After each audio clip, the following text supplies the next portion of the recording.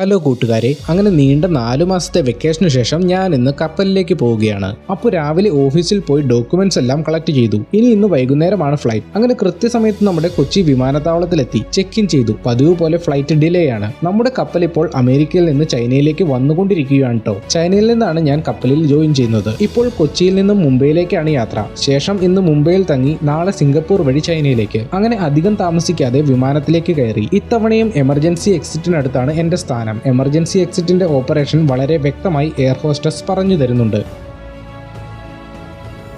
ഇപ്പോൾ സമയം ഏകദേശം രാത്രി 10 മണിയായിട്ടുണ്ട്. നമുക്കുള്ള അത്താഴ ഭക്ഷണമാണ് കേട്ടോ ഈ കൊണ്ടുവരുന്നത്. Vegetarian and non vegetarian option ഉണ്ട്. നോൺ വെജിൽ ചിക്കൻ ആണ് ഉള്ളത്. ഞാൻ പതിവ് പോലെ ഒരു നോൺ വെജ് ആണ് വാങ്ങിയത്. എയർ ഇന്ത്യയിലെ ഭക്ഷണം സൂപ്പറാണ്. മാത്രമല്ല മറ്റു വിമാന കമ്പനികളിൽ നിന്ന് വ്യത്യസ്തമായി ഇവരിത് കോംപ്ലിമെന്ററി ആയിട്ടാണ് നൽകുന്നത്. അങ്ങനെ മുംബൈ എത്തിയപ്പോഴേക്കും പാതിരാത്രിയായി. സമയം ഇപ്പോൾ 11:30. ബാഗെല്ലാം കളക്ട് ചെയ്ത് ഒരു ഊബർ ബുക്ക് ചെയ്തു. ഞാൻ നല്ല ടയേർഡാണ് കേട്ടോ. രാവിലെ തുടങ്ങിയ ഓട്ടമാണ്, ഓഫീസിലേക്കും വീട്ടിലേക്കും പിന്നെ എയർപോർട്ടിലേക്കും ഒക്കെ ആയിട്ട്. അപ്പോൾ ദേ റൂമിലെത്തി. ഇത് കമ്പനി വക ബുക്ക് ചെയ്ത റൂമാണ്. ഇനിയിപ്പോൾ നന്നായി ഒന്ന് ഉറങ്ങണം. പിന്നെ നാളെ രാവിലെ വീണ്ടും നമ്മുടെ യാത്ര തുടരുന്നു മുംബൈയിൽ നിന്ന് സിംഗപ്പൂരിലേക്ക്. അപ്പോൾ ശരി, ഗുഡ് നൈറ്റ്.